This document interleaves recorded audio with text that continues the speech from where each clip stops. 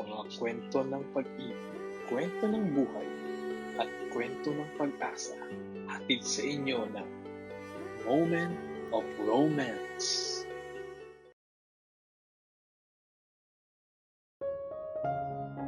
Tatlong taon na ang nakalipas.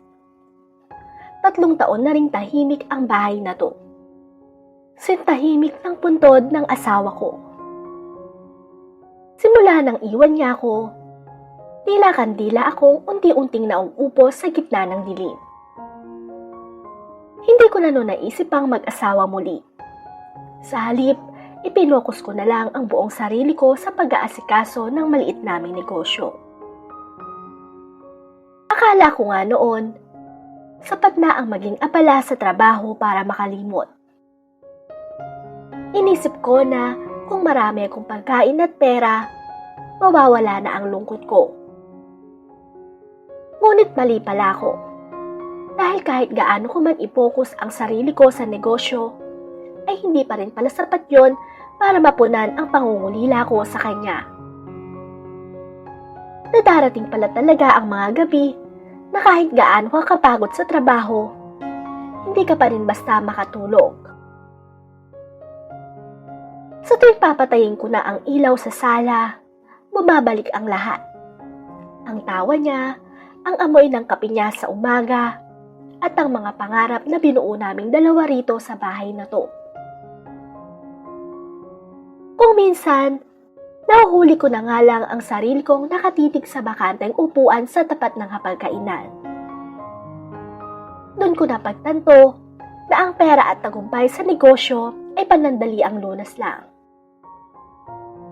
Napapagod mo pala ang pusong nagpapanggap na matatag. Sa kabila ng pagiging abala, may bahagi pa rin ng pagkatao ko na tila naghihintay pa rin sa kanyang pag-uwi. Kahit alam kong hindi na iyon mangyayari.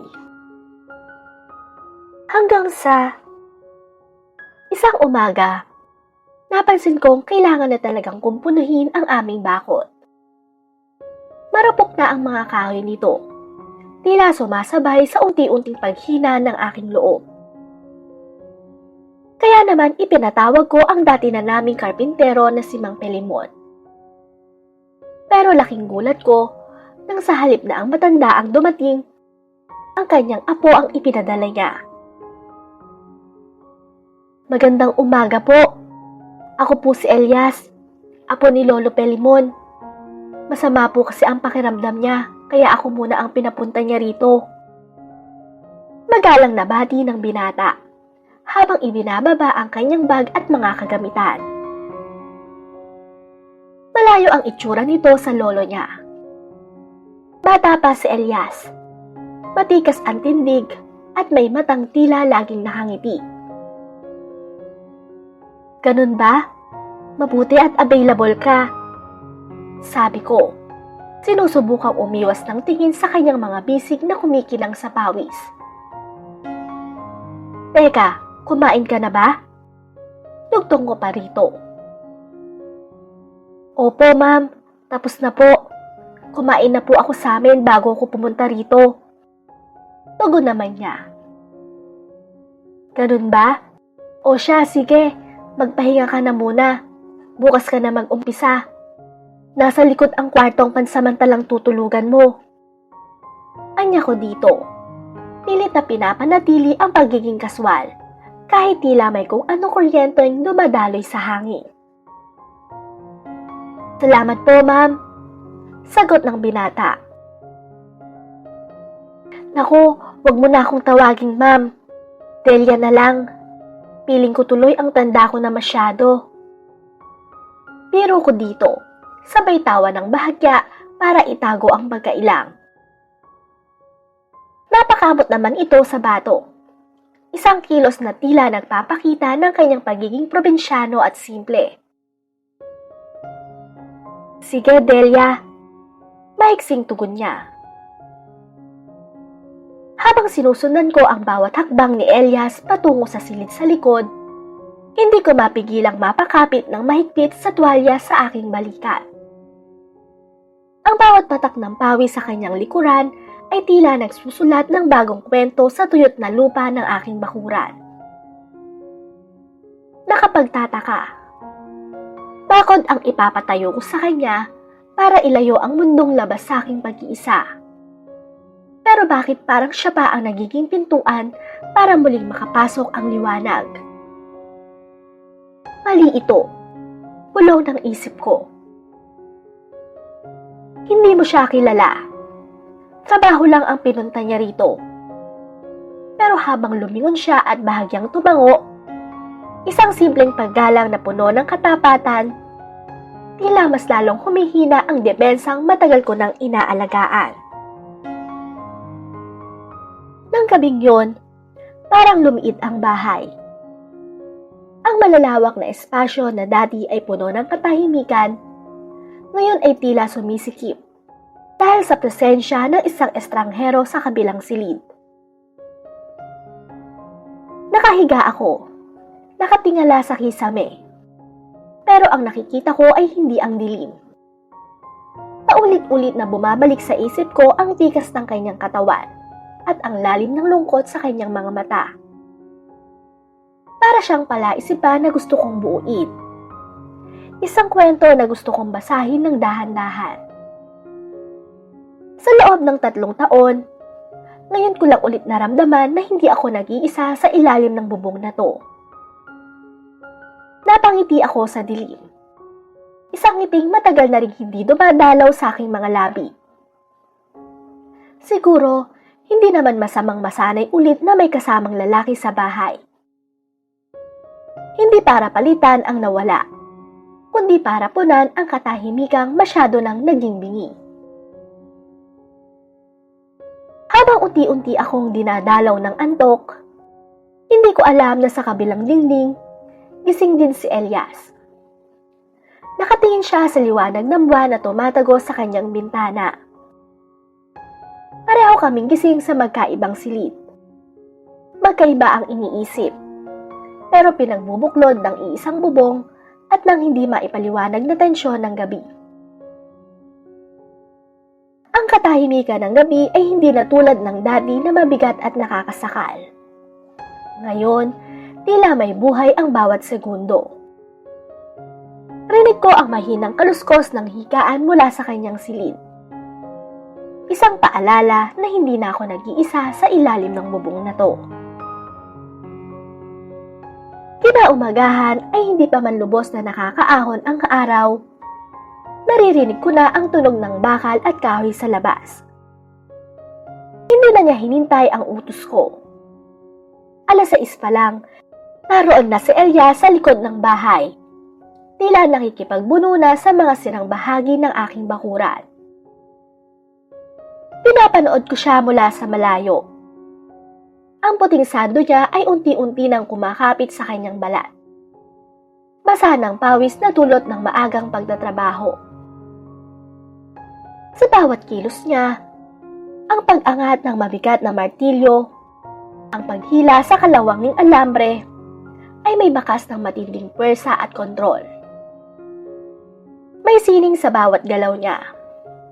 Isang uri ng lakas na hindi kailangang ipagsigawan, pero ramdam na ramdam ko rito sa kinatatayuan ko. Huminto siya sandali para punasan ang kanyang braso. At sa bawat pagpakat ng kanyang mga kalamnan, tila may kung anong humahaplo sa aking sistema. Nakapagtataka kung paano ang isang estranghero ay kayang punuin ang katahimikan ng umaga nang walang binibitawang salita. Habang inaayos niya ang mga sirang kahoy, nararamdaman ko ang bawat pagpukpok niya.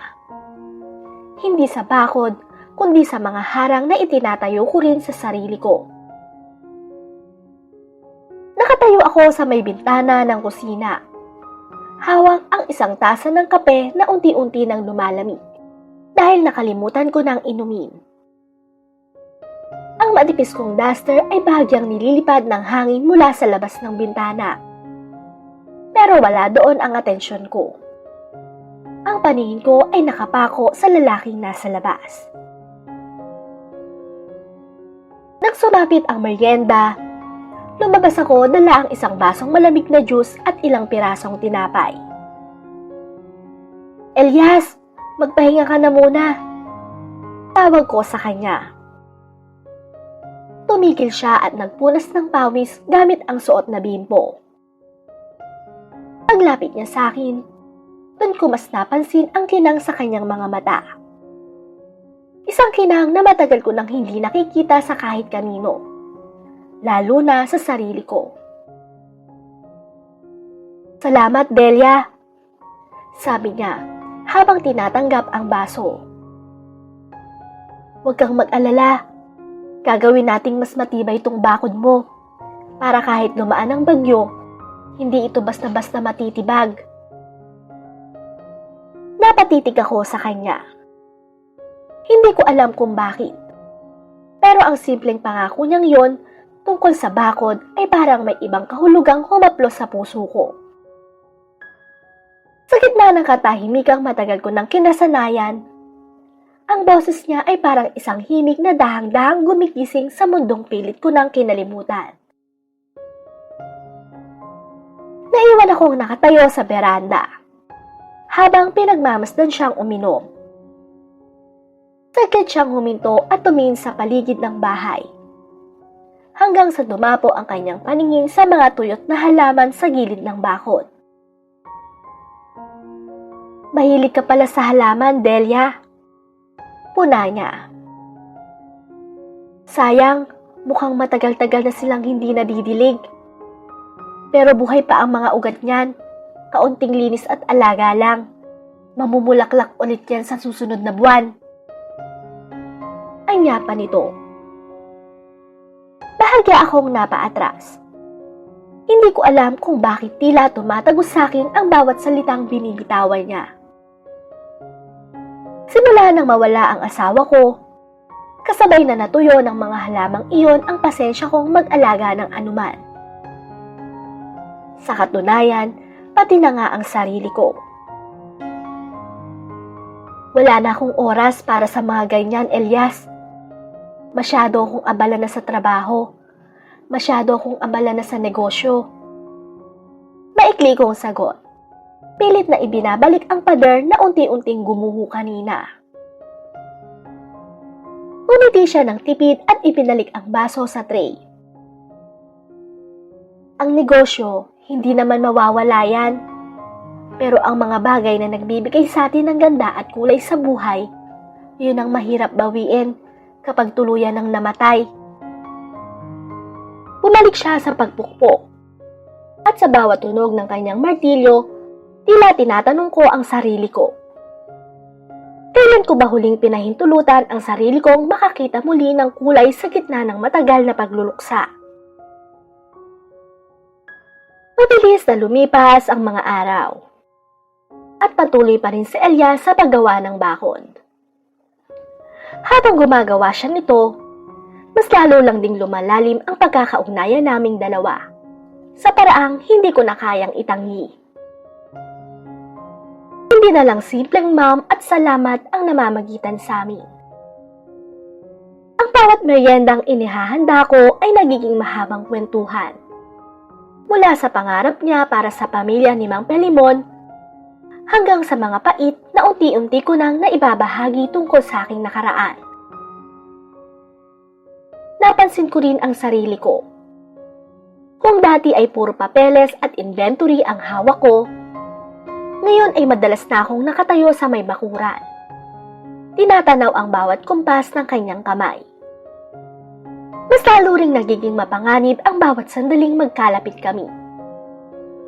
Minsan, kapag inaabot ko ang baso ng tubig, hindi sinasadyang nagdidikit ang aming mga daliri. Sa mga sandaling yon, tila may kuryenteng gumagapang sa aking balat na pilit kong ibinawaksi. Pero laging naiiwan ang init sa aking puso. Habang tumitibay ang bakod na gawa sa kahoy, tila kabaliktaran naman ang nangyayari sa bakod na itinatayo ko sa aking sarili. Sa bawat pako na ibinabaon niya, parang may isang bahagi ng aking pagdadalamhati ang tuluyang natutuklap. Hindi ko alam kung dapat ba akong matakot o matuwa. Dahil sa pagtatapos ng bakod na to, natatakot akong baka matapos din ang dahilan niya para manatili sa piling ko. Hanggang sa isang araw, biglang bumukas ang malakas na ulan. Tila wala lang yon kay Elias. Dire-diretso lang siya sa pagpukpok. Baliwala ang lamig na unti-unti nang bumabalot sa kanyang katawan. Ngunit nang makita ko siyang basang-basa na at nanginginig ang mga balikat habang pilit na tinatapos ang isang bahagi ng bakod, hindi ko na natiis. Kaagad ko siyang tinawag para pasilungin muna sa loob. Elias, tama na yan. Halika muna rito sa loob. Baka magkasakit ka pa. Sigaw ko mula sa pinto. Nag-aalangan pa siyang lumapit dahil sa dumi at basang suot. Pero hindi ko siya hinayaang tumanggi. Pagpasok niya sa kusina, tila biglang sumikip ang silid. Ang amoy ng basang lupa at ang init ng kanyang hininga ay humalo sa hangin. Nanginginig ito sa lamig at napansin ko rin na kumakapit sa balat ang kanyang basang pantalon. Hindi rin nakalagpas sa aking paningin ang bakat na bagay na yon dito. Kung kaya't napalunok na lang ako at pilit na umiwas ng tingin. Kumuha ko ng malinis na tuwalya at dahang-dahang iniabot ito sa kanya. Salamat, ma'am. Nakakahiya po. Nababasa ang sahig niyo. Mahina niyang sabi habang pinupunasan ang kanyang buhok. Hayaan mo ang sahig. Mas mahalaga ang kalusugan mo. Sagot ko. Sa hindi maipaliwanag na udyok, kinuha ko ang dulo ng tuwalya sa kanyang kamay at ako na mismo ang nagpunas sa kanyang likuran. Oh, heto ang kape para mainitan ka. Sabi ko pa rito sabay abot sa tasa. Tinanggap ni Elias ang tasa, pero nanatiling nakapako ang kanyang tingin sa akin. Ramdam ko ang init na nagmumula sa kape. Gayon din ang init na dahang-dahang gumagapang mula sa aking mga daliri patungo sa aking mukha. Sa bawat haplos ng tuwalya sa kanyang likod, tila may mga bahagi ng nakaraan ko na unti-unti ring napapawi. Salamat, Delia. Mahina niyang sabi. Ang pagbanggit niya sa pangalan ko ay parang isang haplos na mas malalim pa sa ginagawa ko sa kanya. Matagal na ring walang nag-asikaso sa akin ng ganito. Habang pinupunasan ko siya, hindi ko mapigilang mapansin ang bawat peklat at marka sa kanyang balat. Mga bakas ng paghihirap at pagsisikap. Sa loob ng 3 taon, ang tanging inalagaan ko ay ang aking negosyo at ang aking pighati. Pero sa sandaling ito, habang hawak ko ang tuwalya at pinapanood ko siyang humigop ng kape, parang biglang bumitaw ang huling pako na humahawak sa aking kalungkutan. Hindi na lang ito tungkol sa pagkakautang o sa bakod. Ito ay tungkol sa 2 taong nanginginig sa lamig na nakatagpo ng init sa isa't isa. Sandaling napatigil si Elias. Naramdaman ko ang pagtigil ng kanyang paghinga. At ako man ay tila nakalimot din sa susunod na gagawin. Ang tunog ng ulan sa bubong ay naging background na lamang ng malakas na kabog ng aking dibdib. Sa gitna ng lamig ng panahon, ang init na nagmumula sa aming pagkakalapit ay naging sapat na para tunawin ang huling piraso ng yelo sa aking puso. Napatigil ang aking kamay nang maramdaman kong hinawakan ni Elias ang aking braso. Marahan, ngunit mariin. Tumingala ako sa kanya. At sa katahimikang iyon, tila mas malakas pa sa kulog ang sinasabi ng kanyang mga mata. Delia, mahina niyang tawag. Salamat, hindi lang sa pagpapatuloy sa akin, kundi sa pag-aalaga. Hindi ako nakasagot. Nanatili kaming ganoon. Ako, hawak ang tuwayang tila naging tulay sa aming dalawa. At siya, na ang tingin ay sapat na para sabihing hindi lang bakod ang dahilan kung bakit siya narito. Sa pagkakataong yon, alam kong wala nang atrasan. Ang ulan sa labas ay patuloy sa pagbuhos. Pero dito sa loob ng bahay, nagsisimula ng sumikat ang isang liwanag na matagal ko nang kinalimutan. Habang nasa ganun kaming ayos, ay nagtagpo ang aming mga mata. Sa ilang segundong katahimikan, tila lahat ng kailangang sabihin ay naparating na ng aming mga tingin. Dahan-dahan kong inilapit ang aking mukha kay Elias, hanggang sa maglapat ang aming mga labi. Marahan sa simula, tila nag-aalangan, hanggang sa naging mapangahas. Hinawakan ni Elias ang bewang ko, at isiniksik ang katawan nito sa akin. Yumakap naman akong pabalik dito. Liyad ang katawan sa tindi ng init ng aming halikan. Habang lumalalim ang gabi, unti-unti kaming nilamon ng matinding pagnanasa. Hinaplos ni Elias ang likod ko, habang ako naman ay marahang gumapang ang kamay sa mga braso niya. Wala nang ibang tao rito, Elias. Bulong ko sa kanya sa pagitan ng malalim na hininga. Ako lang at ikaw. Hindi na nagsalita si Elias. Pinuhat niya ako patungo sa kama. Sa loob ng silid, tanging impit na pangalan at ang tunog ng aming pag-iisa ang namayani. Gabi iyon ng mainit na pagkakasala. Ngunit sa aming dalawa, wala kaming naramdamang mali. Tanging ang katotohanan lang ng aming pagkatao. Kinabukasan, pumasok ang banayad na sinag ng araw sa bintana. Magkatikit pa rin ang aming katawan. Nakayakap ako mula sa likod ni Elias. Ang aking pisngi ay nakadikit sa matipunong likod ng binata. Nang imulat ko ang aking mga mata, isang ngiti ang sumilay sa aking mga labi. Mainit pa rin ang aking pakiramdam. Hindi dahil sa kumot, kundi sa alaala ng kagabi. Hinapang ko ang aking kamay sa tiyan ni Elias, dahilan upang mapakislot ang lalaki. Gising ka na pala.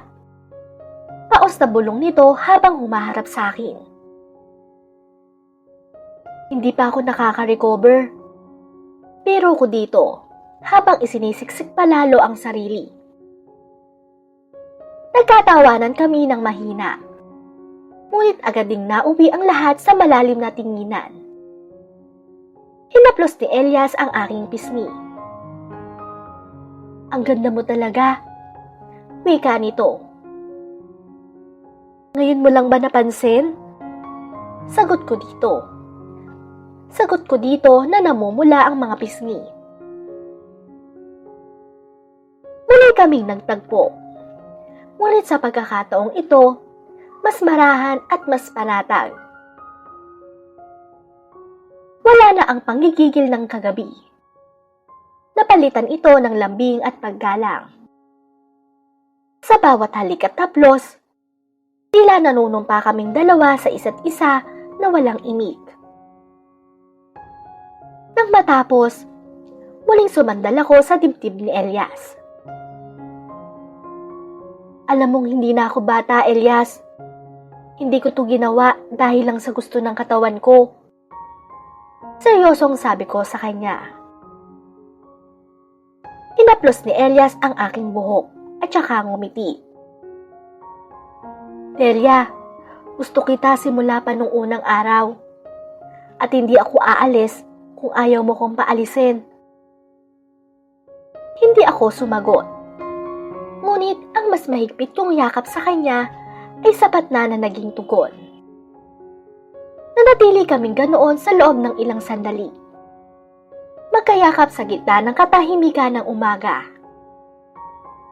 Nang sa wakas ay bumangon kami, hindi na mabigat ang pakiramdam ko.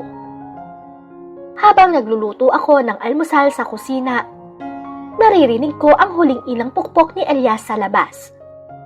Yun na ang huling bahagi ng bakod. Paglabas ko, dala ang kape, tapos na siya. Nakatayo siya sa harap ng bagong gawang bakod. Pinagmamasdan ang kanyang obra. Matatag, diretso at bago. Lumapit ako sa kanya at tumayo sa kanyang tabi. Tapos na, sabi niya habang nakatingin sa akin. May kahulugan ang bawat salita. Oo, tapos na, sagot ko. Kinuha ni Mario ang aking kamay at sabay kaming naglakad pabalik sa loob ng bahay. Ang bahay na dati ay singtahimik ng puntod, ngayon ay muli nang may pintig, muli nang may kwento, at muli nang may pag-asa.